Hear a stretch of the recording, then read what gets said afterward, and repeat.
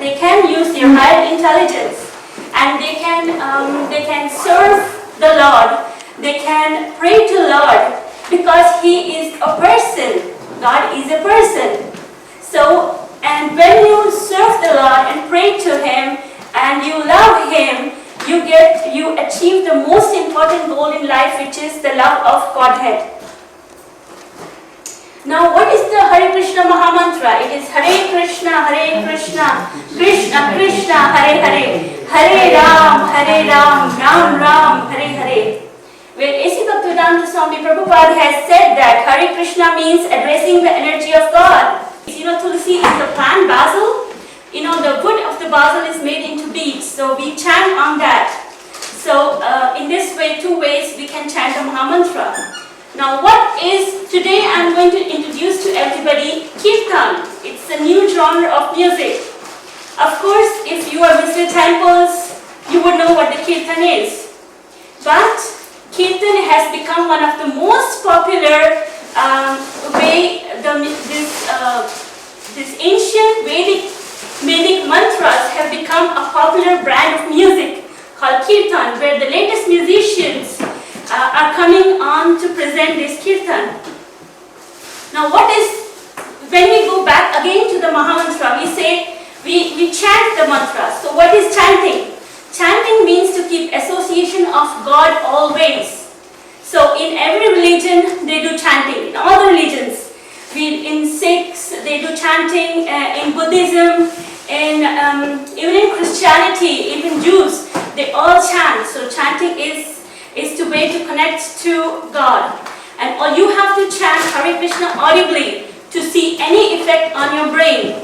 This is transcendental vibration. We cannot forget that there are so many mantras, Om Namah Shivaya or other mantras which other religions chant. But for us, we are not right now talking about any religion. We are just talking about the effect of Hare Krishna Mahamantra.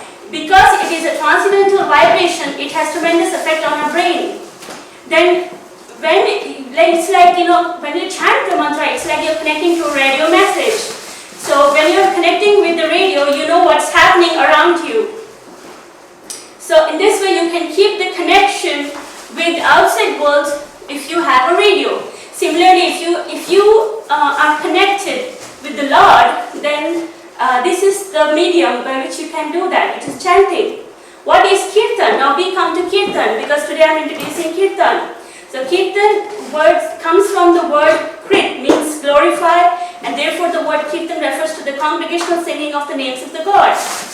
So we are a part of Gaudiya Vaishnavism, which say that God is Krishna. Okay, and this Kirtan is done with the accompaniment of musical instruments. So the Kirtan is not just done by singing the Vedic hymns, or we chant the mantra with musical instruments such as drum and cymbals. Now there are many researches have been done on this Kirtan. One educationalist, Sina Tillman, in 1966 she wrote in an article that music and bhakti go together. So music has always seen as a primary expression of bhakti. In this tradition in which singing is more of worship, music becomes the primary vehicle for a man to be able to praise and connect with God. We know in Christianity, you have this Alleluia, when they sing and praise in the praise of the Lord. So singing is the medium where you can connect with the Lord, and also this is the way you can express yourself very nicely. It is effortlessly. So Ragini in one of her websites, she writes that Kirtan is effortless and joyful. The music does the work for you as you flow with the melody and rhythm. So what happens is when you're participating in the Kirtan, you flow with the melody and rhythm. The performance and the concert creates the experience together. The chants are sung in Sanskrit, unless you're attending a Sikh Kirtan where it's not in Sanskrit. So, like the ancient chants contain powerful renewing and transformation energy that helps us reconnect with the divinity. So what is it which is connecting with the divinity is that the transformative energy. There is a lot of energy which is transformed. Our inbuilt energies which we have, they transform into something very beautiful because of vibration. So all together, the performance of the concert creates experience together. Singing is the heart of Kirtan, and no one cares what you sound like. So Kirtan is when all the voices merge together, and you don't worry, if someone is talking very slowly or someone is singing very loudly. It's like Kirtan is like you just become one with the voice, and you feel connected. Then we'll talk about the origin, which is the Hare Krishna movement. The International Society for Krishna Consciousness, ISKCON, known colloquially as the Hare Krishna movement or the Hare Krishnas, is a Gaudiya Vaishnava Hindu religious organization. Now we are Gaudiya Vaishnavas. ISKCON says that it is part of Brahma, Brahma, the creator. Brahma Madhava. Madhava means Madhavacharya, who has laid down the rules and regulations. He's one of the most senior acharyas in our sampradaya. So we are from Brahma Madhava Gaudiya Vaishnava Sampradaya. So I would like to just, there's no slides, I'm sorry. You just have to, use today the Shravanam process. So now there are four sampradayas. One is Sri Sampradaya. Then we have our Gaudiya Madhava, Brahma Madhava Gaudiya Sampradaya. Then we have Nimbarka Sampradaya, and there is Shankaracharya Sampradaya. So we have four Sampradayas, and every Sampradaya has a unique aspect. Now Kirtan is said to be the foundation of our ISKCON movement. So Kirtan is the basic of our movement, and where the chanting of the holy names of God are often accompanied with instruments such as cymbals and drums. And this was a research paper done by Jonathan Edelman in 2009. So what is the power of Mahamantra? What is the power? Why do you sing it? Why do you chant it? Why do you have Kirtan all over the world? You would not believe that the Kirtan has, it's like exploded. In America, it's a household word. And in Australia, yes. In Middle East, it's just setting its foot. In Europe, it's already got a stronghold, but it is still spreading. Kirtan is spreading in Europe.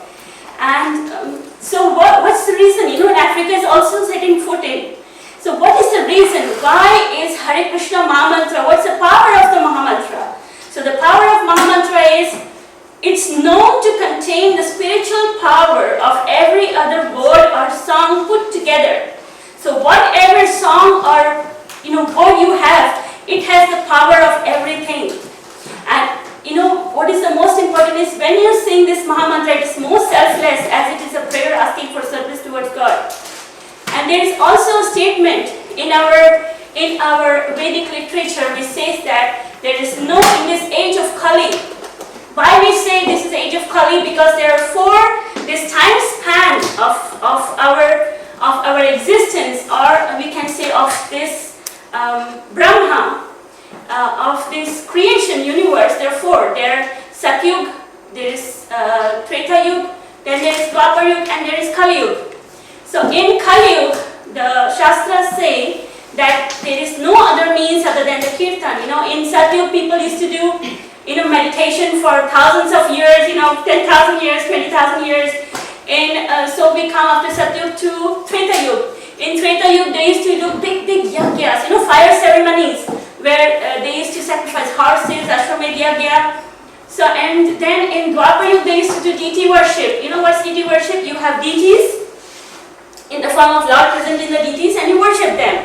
But in Kali Yuga, the Shastra says that there is only way to reach Lord is through Kirtan, or chanting the Mahamantra. So in this age of Kali, there is no other means for self-realization than the chanting the holy name, chanting the holy name, chanting the holy name.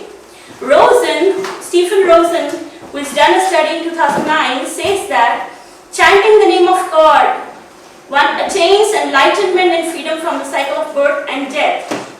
Now, I would not like to go further in this statement that one can get freedom from circle of birth and death, because this is a very vast topic in itself. So then we go, what's the Yug Dharma and the Yug Avatar? So, the Kirtan has originated long time ago in the medieval century or maybe before that. So initially in India, the Kirtan was propagated by saints, many saints, Mirabai, Sant Tukaram, Sant Ramdas. But in 1486, it was Chaitanya Mahaprabhu in 1486 to 1533, in his age span, Chaitanya Mahaprabhu, he is the one who was the main person who introduced Kirtan. So he is the one who emerged as a leader of Bhakti Dharma, the greatest component and popularizer of Kirtan. Although Lord Chaitanya himself never declared that he was Lord Krishna, the Vedic literature reveals that he was the Lord, Supreme Lord. The Bhagavatam, for instance, only identifies Lord Chaitanya, but also describes his mission. So Lord Chaitanya Mahaprabhu, later on when we connect to the internet, I can show you all the pictures. That Chaitanya Mahaprabhu, they say that there was a prediction made in a book called Srimad Bhagavatam. This was written by, this was dictated by Sri Vyasdev to Ganesha, who wrote it down. He said, in this age of Kali, intelligent persons perform congregational chanting to worship the incarnation of Godhead who constantly sings the name of Krishna. Although his complexion is not blackish, he is Krishna himself. He is accompanied by his associates, servants, weapons, and confidential companions. So Lord Shri Krishna, when he comes down in every yuga, he comes down. He comes down in Satyuga, he comes down in Dwapar, Treta, and Kali Yuga, but he's never alone. He comes with his associates. We just saw in Temple of Vedic Planetarium, where the Supreme Lord is, Lord Shri Krishna is standing with his consort Srimati Radharani. He never comes alone. He comes with all his associates. So now we see the attributes of God. What are the attributes? He is the Supreme Personality of Godhead, Krishna himself, full with 6 opulences. What are the 6 opulences he has? He has wealth, he has all the wealth, fame, strength, beauty, knowledge, and renunciation. He is the absolute truth, and no other truth is greater than him. So now this is the attributes of a Bhagwan, which is Lord Shri Krishna himself. So what happened was, to know that why is Mahamantra chanting so powerful, and what effect it has on our brain and our full body, on our life. So I did a survey. A survey was given to the participants of Kirtan who are participating in a Kirtan, because a person who has not got that experience would not understand what is Kirtan. So to understand what is Kirtan, you have to be part of it. So the first question asked to them was, is there any physical pain? Because the Kirtan goes on, many Kirtan festivals go on for 13 hours and the people are playing continuously for 13 hours. Can you imagine any rock band doing that? It's not possible. And in Kirtan also, you have people going crazy, it's high. And remember, they're doing all this and they have not taken any drugs to get that high. So the whole point is, to do the survey was, wow, there's so much energy in a Kirtan. Where does it come from? And to know more about it. So, and then the second question was, do you feel like dancing? Why do you feel like, when you see a Kirtan, people are dancing like crazy? Okay, why do you feel like dancing during a Kirtan? Next question was, how do you feel after a Kirtan? Emotionally, mentally, because I can explain you when I tell you the results. The next was, do you feel all your spiritual obligations are met if you're doing the Kirtan? Next question was, what effect does Kirtan have on your community building? How does it help to increase your self-esteem? Because I'm going to explain these points to you medically, neurologically, using the brain mapping and all the neurotransmitters. So please pay attention. Kirtan is generally accepted to create symptoms of high. Okay? So the question was, do you agree with this statement? If so, how long does it last for? The high in a Kirtan. And we have to always remember the fact that in Kirtan, people are not drunk. They are not taking any addictive drugs. So why do you feel the high, and how long does it last for? And please, can you explain your symptoms felt during that phase? When you're doing the Kirtan, you forget, okay, that comes in the answer part. So the next question was, please mention what service you have done to your spiritual master, which is like, most dear to you. Because Kirtan participation, they say that the highest goal, when you do all the chanting, you do all the philanthropic work, all the good work in life you do leads to one thing, which is chanting the name of the Lord. Because higher than that, there is nothing. Because you can just be in one body, change the body, okay, get another birth. How long can this go on? It can go on for we can go through 8,040,000 species, if I'm not wrong. So it takes a long time to come back to a human birth. So what service have you done? So please mention the qualities. The next question was, please mention the qualities of a Kirtan leader. So all these questions, when I tell you the answer, it will make sense why I asked these questions. Of course, these were the experiences during a Kirtan. So the results said that on an average, the participants said that they had an emotional high. They felt very happy and they felt very light body. Their body became very light. Now we need a special phenomenon to explain why the body becomes light. You don't feel the weight of your body. A heavy person like me can jump and dance. So it really means you can become light. So, and then there is no feeling of pain. You don't feel pain. Imagine when you're playing instrument continuously for a long time, you feel pain. But many musicians said that they don't feel pain when they're playing it. They feel pain in other parts of the body. So this is like when they're tired and exhausted. That's the part. So, and they were mentally satisfied, emotionally satisfied. They felt that their social obligations were fulfilled to an extent. Their community spirit was awakening. They felt belonging to a particular community. And remember, these are not devotees. This is common public. Like, when we connect to the internet, I'll show you festivals in Woodstock, festivals in Baltic countries, festivals in Australia, Bhakti Fest, where the people are the yoga community. They are not from ISKCON and they are not practitioners of ISKCON. They are normal people who do this Kirtan. So then they felt, belonging to a community. And the spiritual obligations were now again, Professor Luis, he made a very important point that, your spirituality is not connected with your religion. And I agree with him because as an occupational therapist, we have learned that every person has their own spirituality.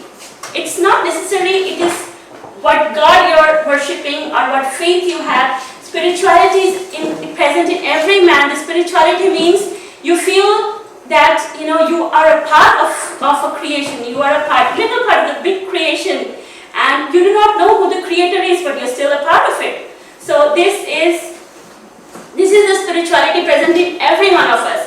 Now, we might know who the creator is, but not many people would believe in them. So even then, they said that the spiritual obligations were partially met.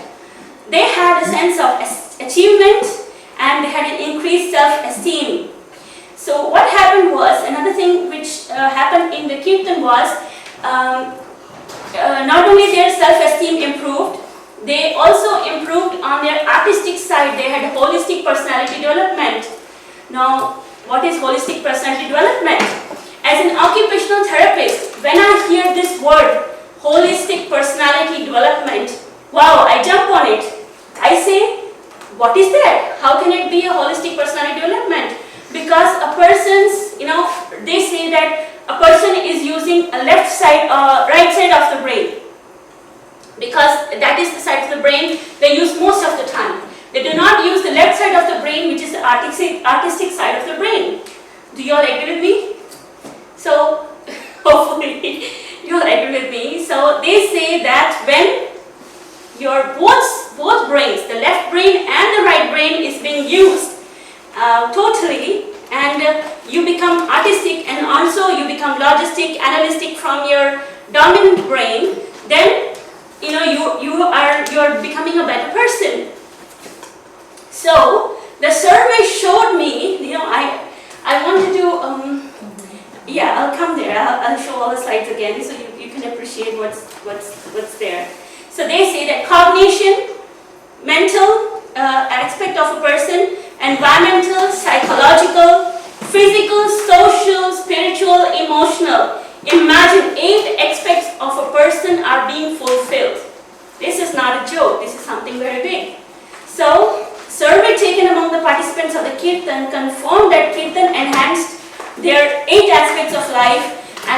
means they got a better quality of life.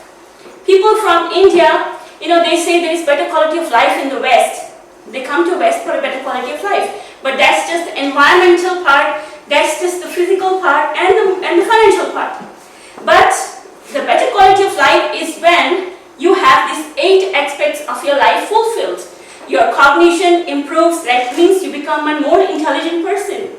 You're mentally more healthy, it means you don't go into depression quite often. You can face the most difficulties in life.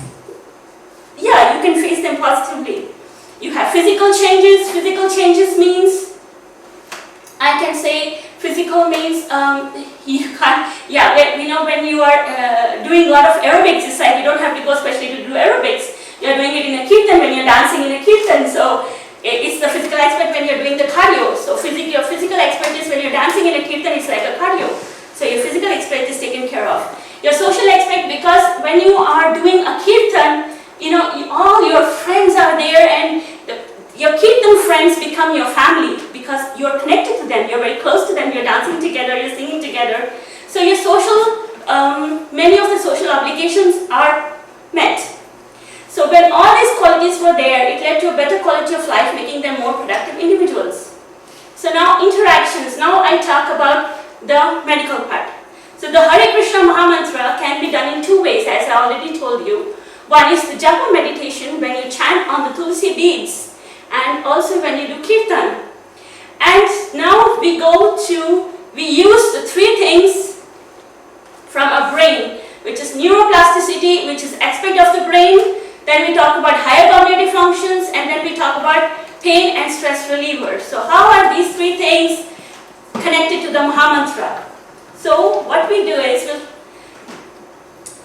we talk about neuroplasticity first. What is neuroplasticity? Now I know neuroplasticity looks like a big term, but it is a new term where scientists in Stanford and Oxford and Harvard, these 3 big universities, are trying to find out what is neuroplasticity. This was not there in olden times because people thought that at childhood or at 21 years your brain development is over. After that there is nothing. There is no rewiring in the brain, there is no brain growth. But as an occupational therapist, recently when I was working in Canada, I worked as a therapist, re-entry occupational therapist in one of the extended care centers, and then I also worked as a neurobiofeedback therapist, along being an occupational therapist in a clinic. And there they use neurobiofeedback to enhance your brain functions. So now when being in Bhakti Yoga practicing for many years and practicing neurobiofeedback, this thing could measure up, and I can say neuroplasticity is a very important aspect of the Mahamantra. It happens unconsciously, but it does happen. What is neuroplasticity? Neuroplasticity refers to the potential that the brain has to reorganize by creating new neuronal pathways to adapt as it needs. So what happens when you do kirtan? Why are you mentally satisfied? Why do you feel you have personal growth? That's because the brain is rewiring itself. The brain is growing on new neurons, and because of this brain's ability to do this, why is it called plasticity? Plasticity because it's like plastic, you can mold and sculpt a plastic. So when the new neurons are generated and neurogenesis takes place, then we say that neuroplasticity has happened. So this is one aspect of brain, which is neuroplasticity. Now I'll come to the point why we say that kirtan affects neuroplasticity. I'll come to that point. Now there are 2 processes going along with neuroplasticity. First is synaptic pruning, and second is apoptosis. What is synaptic pruning? Synaptic pruning means, when you're doing something new, the old connections which you're not using in the brain, they're deleted automatically. So it is pruning. We all know we prune our plants. So this is, our brain is pruning itself. Our brain is doing synaptic pruning, means all the unwanted things in the brains are being thrown off. So it is synaptic pruning. Then what does it do is, it strengthens the necessary ones. So suppose we are doing one activity, a new activity again and again and again and again, we'll learn it. And also it creates a new loop in the brain. and this is by also neuroplasticity, and the process is synaptic pruning. And apoptosis, there is a process called apoptosis, where neuroplasticity is a way for your brain to fine-tune itself for efficiency. So you become more and more efficient. So these are the two processes by which the neuroplasticity works. Now, adaptive neuroplasticity is actually the adaptive mechanism of the brain. We can appreciate this. I can definitely appreciate this because I am an occupational therapist. I am a rehabilitation therapist. So as a rehabilitation therapist, when there is a trauma to a person and the brain is damaged, so what does it do? The good part of the brain takes over the bad part of the brain, right? So this is actually the process of neuroplasticity. Why? Because the brain is overcoming the traumatic areas of non-function to function adequately. So it means like a person who is not able to function will somehow or the other use adaptive mechanisms to work. So let me put it in medical words. It can also, so neuroplasticity can happen during a trauma where it works as an adaptive mechanism for someone for functional loss when they suffer bodily injury. So it works by restoring or maximizing brain function by rebuilding neuronal circuits and allowing an uninjured part of the brain take over the damaged part. So now next slide I have is explaining how does it happen, how does the new loops work, how does your body is connected to the brain, what is the chemical mechanism. So the chemicals which are used are known as neurotransmitters. Neurotransmitters are the chemical messengers or the chemical agents which enable the transmission. Like you have an electricity, you have to put a plug into the socket to be able to the transmission to take up, right? So to be able to see a lighted bulb or lighted tube, or even there's a transmission problem today between my computer and this thing. So there is a disconnection, but only when there is a connection, a new neuronal loop is formed. So, and this is formed by neurotransmission. So what happens? They transmit signals across a chemical synapse. Now, it would be nice if I could show you the slides. Maybe I'll also try parallelly on the computer so I can show you the slides. Or maybe I can turn around and show you the slide. So now, what happens is, there is a muscle. This is, suppose we take one muscle, any group of muscle, and when we take a motor nerve, the nerve is the nerves which come from our brain to any muscle. So the motor nerve, the motor neuron, and the muscular junction, it's called a neuromuscular junction. So in any muscular junction, or we talk about the brain wiring, so between two neurons in the brain, what's a neuron? Neurons are which the brain is made up of. Okay, neurons are the wires, the electrical wires in the brain. So what happens is when the current is passed from one neuron to another, it happens with the catalyst or the neurotransmitters, which are the chemicals which help it to take place. So now there are many words. So one main thing which helps us, the catalysts are the neurotransmitters. We talk about the neurotransmitters. So this is the picture of a I'll just make a full slide so you can see it. A neuromuscular junction.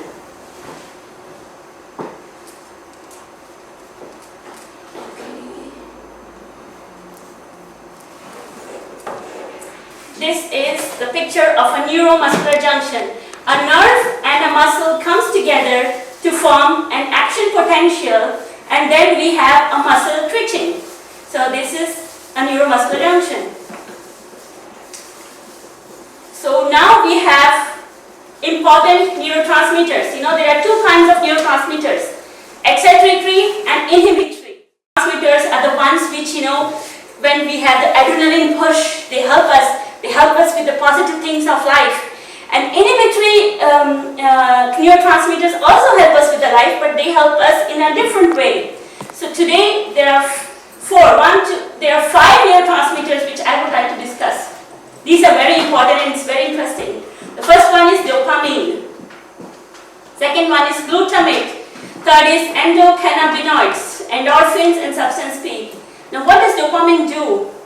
Dopamine creates a feeling of motivation, drive, liking, attention, pleasure, and enjoyment of food. All the things we like, right? Imagine us not liking all the 5 things. These are the main things what as a devotee in Hare Krishna we do. We have the motivation, we have the drive, we like to do kirtan, we have attention, we like to pay more attention, we have pleasure and enjoyment of food. There's a lot of food for us. So this is the dopamine. Then you have the glutamate, which turns the brain on. It makes us more intelligent, and it builds memory, it regulates awareness, movement, sensation, and mood.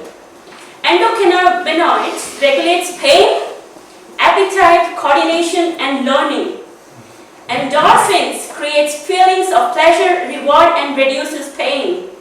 Substance P regulates brain and stress responses. But remember, I was talking about the interactions few minutes back. What is the interaction between the Mahamantra and your brain? So these 5 neurotransmitters, which are excitatory neurotransmitters, are released in your brain when you are doing music. So now, what is the difference between music, which is just music by Justin Bieber or Michael Jackson, and music by Kirtan? In Kirtan we have music by what's his name, who just won an Oscar? He won an Oscar doing Kirtan. So Kirtan is the new generation of music which is becoming very popular in the world, because it's not only giving you yoga, it's done in yoga studio programs. And I know in Moscow, because my son was doing it, so 600 people, and in Moscow when the Kirtan is there, 10,000 people. In Uttar, 80,000 people. This all will be shown to you. So just wait a few minutes. I'm excited presenting it. So what's happening when you do Kirtan? Your brain is on, it becomes full of, fresh of new neuronal, new loops have been created in your brain. And you see these effects later on. But initial is the dopamine, the most important culprit, which we feel high with. You feel high, you start jumping, you forget, you have pain in your joint, in your knee joint, and you have, you're heavy. And I've seen a few patients who are really patients, means who are serious, who are end-stage disease patient, they are dancing. So it is not normal. How can they dance? Because they're full of pain. But they do because of the dopamine. Because it creates a feeling of motivation, drive, liking, attention, pleasure, enjoyment of food, and it creates an emotional high. A high where you forget your bodily situation for the moment. So, now, dopamine. We talk about dopamine. The dopamine has 2 actions. It's a neurotransmitter, as I told you, and it's a neuromodulator. Now, neurotransmitter means it sends out signals from your brain to the body, right? And what happens? What is a neuromodulator? Neuromodulator is like a heater. You all are scientific people here, and we have professors here. We all know about the Pavlov's experiment. That to get a certain reward, you need to have a certain stimulus. And here the stimulus is provided by dopamine. As soon as the dopamine is released in your body, it makes a certain loop, and it gives you certain effects, like you have rewards, instant rewards. You feel light in your body, you feel excited, you feel joy. That instant rewards, this loop you want to have again and again and again. And if you see a spiritual literature, they call it transcendental high. This is also transcendental. What's the difference between when you go to a mundane music festival or you attend a Kirtan festival? In a Kirtan festival, other than the dopamine, the mantra is transcendental. It connects you with God. So you have more impact on your life than when you attend any concerts of any. I can say Michael Jackson is my favorite. I can say Justin Bieber is my favorite too. Or we have Madonna, I love them. They are very good musicians. But when you come to the aspect of Kirtan, we cannot forget that Kirtan stays with you. This music, other music goes away. The effect of it goes away. But the effect of a transcendental Kirtan stays in your body. It stays in your mind. It stays in your memory. and you want to experience that high again and again. It's just like an addiction, you know. I'm going to come to that, because what it's happen is, the addicts, the drug addicts, what they do is they take drugs, and what does it release? All the drugs, LSD, cocaine, marijuana, what does it release? Dopamine. It releases dopamine in their system. Dopamine means you get high for some time and it goes away, it's gone. So the effect of being high is only temporary. But when in Kirtan, the dopamine is released in your brain and your system, it stays with you. You don't have the negative effect of the drugs. So that is why you want to go to Kirtan again, and it's a positive, you can say, reinforcement. It's not a negative reinforcement like the drugs, it's a positive reinforcement. So, so the second important effect of dopamine is it's a teaching signal. When what happens is, there is increase in dopamine activity in the basal ganglia circuit is altered in the way that makes the same response easier to evoke when a similar situations arise in the future, and this is called as operant conditioning, in which dopamine plays a role of a reward signal. So now, I was not just satisfied doing a survey, you know. It's not me, I always want to do tough things, you know. So I did a study based on observation. Now this observation was done on, you know, people who have been practicing Bhakti Yoga for 40 years, or say more than 30 years. So what happens when, you know, there's a question which came to my mind, and the thing was, when Srila Prabhupada started this movement in 1966 or 67, initially the people who came to him were all hippies. So hippies turned to happies. How? The hippies were drug addicts, they were taking LSD, they were taking cocaine, they were taking everything on the earth possible, which would give them a high, because they were frustrated from the Vietnamese war. So they were doing this to get away from the war, Vietnam War. So they went into a hippie culture, which means they lived on drugs.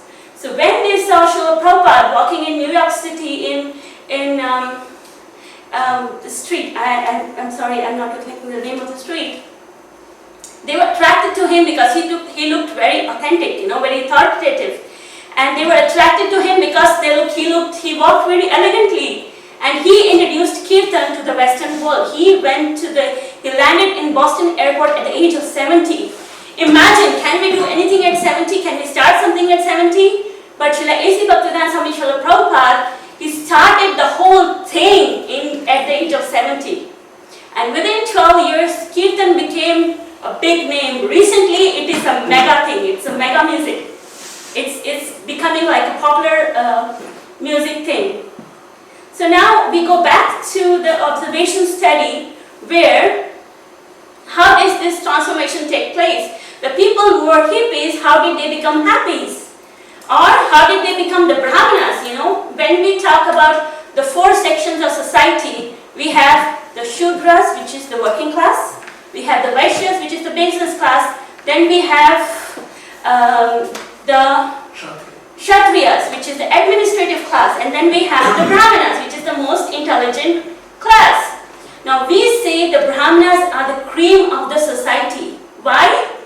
Because they can analyze the situation. In the Vedic times, the kings were taking advice from Brahmanas. You know, Brahmanas were considered the topmost.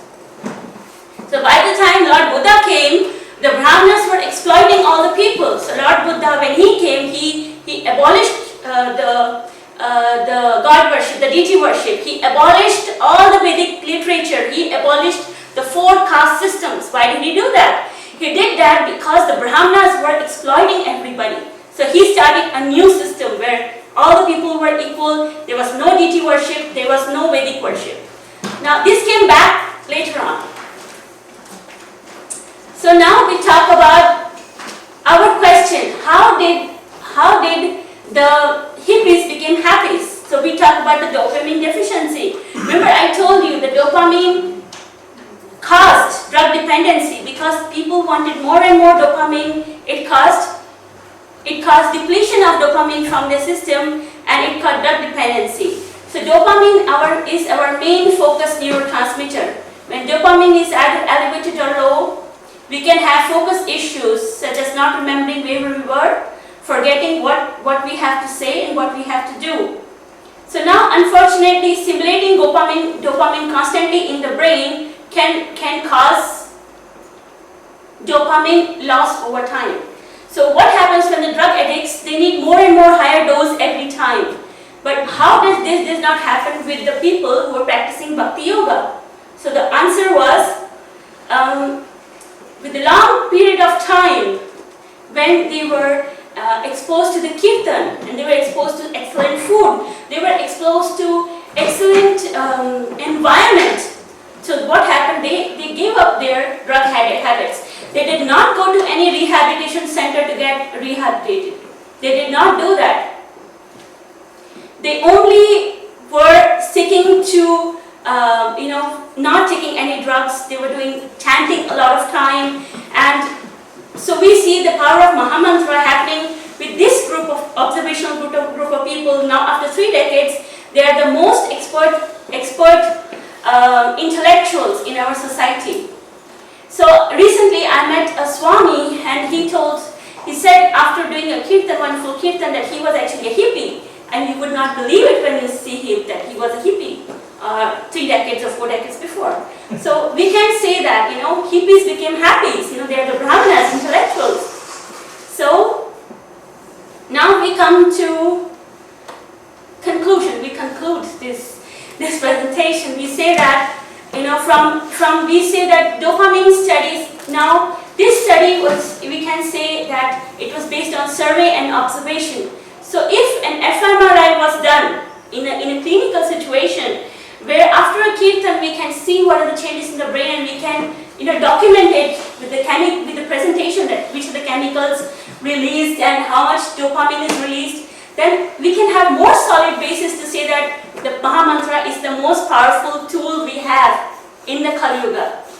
So I would like to say thank you to everyone so you're participating in this presentation, and sincerely hope that this study on Mahamantra continues and more people believe in it. Thank you.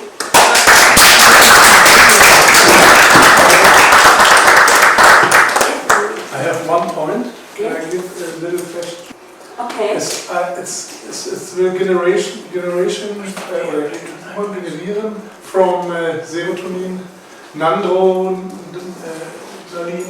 nandronalin, it's from adrenaline, and it's the same family. So in the newest Forschung, wie sagt man? The newest research, they say from Dr. Strassmann, it's dimethyltryptamine. Dimethyltryptamine is this drug. It's come from the Zirbeldrüse, and you have told the same, better like me, more better, but that's the point. Yeah, there was another question. Yes. 2 questions. Yes, please. Yeah. So, how could you measure the increase of dopamine? Not with MRE. No, I told you this is the next study. I would like this study to be done because I used observational study. Observational. First is on the senior 4 decades, the people who are practicing Bhakti Yoga for 4 decades. So I have used an observational study on them, and I did a survey currently on the participants of Kirtan. Okay, so we ask them to answer you, and based on the answers we can say that okay, these many people are happy with this and these many people are not happy with this, because we need some basis, scientific basis to say something. Okay. I cannot just say based on arbitrary things or what I think about it. So this was presentations based on the facts and like what people, their inputs on it. May I ask my second question? Yes. That's the second question. You started to explain, but you didn't really, or I didn't understand it, the difference between chanting a Kirtan or chanting a song of Madonna. So where is the difference on the brain? Yes, exactly. Yeah. So that's a very important point. I was going to talk, but then I would go tangent from this study. That is one of the projects I have to do. The project is to find out that by neurobiofeedback. So we have some technical details. So how far this high in Madonna music can can take me and how high this Kirtan will take me. Again, there is a difference that Madonna I will forget. But this Kirtan, because I love this because it's giving me so many things. As I told you, it is giving me 8 different things. It is giving me social, emotional, mental. Madonna is not giving me all this. When I listen to Madonna, I'm listening to her by myself. So I'm not fulfilling my social obligations. I'm not having, there are 8 aspects. Remember I told you, you can go back to the slide and I can tell you the 8 aspects. Physical, social, mental, emotional. Yeah, and then there is cognitive, then there is environmental, then there is psychological. Because you feel so happy. Now, if I hear Madonna, I don't feel happy. The difference in the music is some music you just hear, okay, we have to hear music, Madonna, but I'm not as excited. When I do Kirtan, I'm excited. I start dancing. I don't dance with Madonna or Michael Jackson. So the thing is, or with Justin Bieber because he's the latest fad. So I don't dance with them. Maybe you can also dance. I mean, there's a difference of the quality of the input going to your brain. Which are the criteria? How can I increase better Kirtan? What sort of bhakti yoga must this be? Bhakti is a state of mind. You can say in your consciousness you are constantly having faith that I am devoted to my Lord and the Lord is Lord Hare Krishna. Bhakti means the devotion, your total surrender. You like, for example, between husband and wife. The wife, if she is totally surrendered to her man, he knows that he loves her too much, right? And she is serving her man. So in the same way, a bhakti could be like, you love Lord so much that you totally surrender to Him. So bhakti could be, initial process where you just come into the contact with the devotees and you see, wow, they are so happy. Why they are so happy? What is the reason? Then you want to find more. Then you come to know that bhakti is when you are connected to, as I told you, bhakti could be, you're surrendered to someone, you love someone too much and you want to please him, you want to serve him, and you could do that, anyhow. But here, bhakti is specific to being connected to the Lord, the supreme energy. So that's how you develop love, faith, and there is one more point, which is free will. So we have 3 things: free will, faith, and bhakti. So we use our free will to decide what we have to do, and we use our faith to improve our bhakti. That's the answer you're looking for. Yes. And then how do you link it with Kirtan? Kirtan. Okay. Now there is one, Chaitanya Mahaprabhu, as I told you in Upanishads, it was described that he is Krishna himself and he has the 6 attributes of God. Now when he came, he did not give anything to the world. He just gave 8 what do they call it? 8 shlokas or 8 keywords for the people, Shishtastakam, for the people to follow. First one was, okay, I'll talk about only the 3rd one, which is, he said was Trinad api sunichena, teror avi sahishnunam, amanina manadena, kirtanya sadahari. So now the first point in this, why this is so important, because the first point it says, I will not expect any respect from others, I'll give respect to others. So, second one will be, I'll be as tolerant as a tree. So the first one is, I'll be as humble as tolerant as a grass or as a tree, when the tree can tolerate everything, or as a grass which can be trampled upon. These are the 2 points, first 2 points. Third one is, wait, we can do the third, we can do this whole thing again, what was it? Trinad api sunichena, it means I have to be very humble. Teror ava sahishnunam, I have to be very humbler than the grass and I don't expect any respect. Amanina manadena, we don't expect that you respect me, I'll respect you. And 4th one is kirtanya sadahari. So when you do all these things, you become humble, you become subservient, you become tolerant. So these 3 things, when these 3 qualities you develop, you automatically come to the 4th quality that you want to glorify the Lord. So when you glorify the Lord, how do you glorify the Lord? That's the first slide I was talking about. You glorify Him by music. So Kirtan, we use Kirtan. So the final was Kirtanya Sadahari. So whatever good work you're doing in life, this life will only be useful when you have a goal for life. Like everybody has a different goal. I had a goal, I want to become the best doctor. Well, I could not become a doctor, I became a therapist. I want to become the best therapist, I want to do so many presentations. Okay, fine, so whatever you do, you want to become the best in it. So, but this is all I found out in my life journey that is of no use. All the material qualifications have no use because when you leave this body, they don't go with you.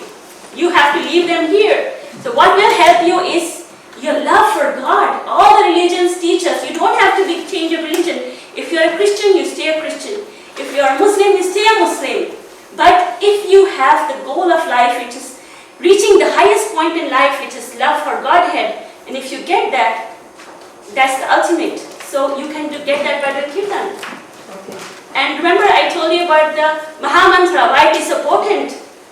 I told you about the 8 things, what you get with Mahamantra and you don't get with other things. I also spoke about the changes in the body, you know. We just have to have chemical proof of what I spoke about, then it is a blast.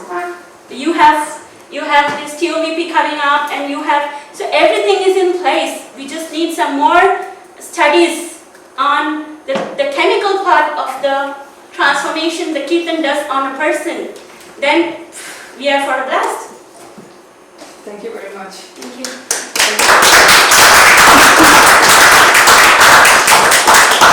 If you can give me 5 minutes and with the internet and another computer, can I show it to you? No, it is not me, it is Mr. Jana deciding. No more time now, it's 6 o'clock, we have to go to the panel. Yeah. Okay. Then you have Summer Baltic Festival, then you have Woodstock festivals, and then you can see what Kirtan does to people. Thousands of people. You can also say Uta. Yeah, it is like maybe if somebody 80,000 people in a if flat. somebody is interested in this, can come afterwards to you personally and ask you. Yes, I think this is a good solution Okay. to this. Thank you. And now we will, I'm asking all the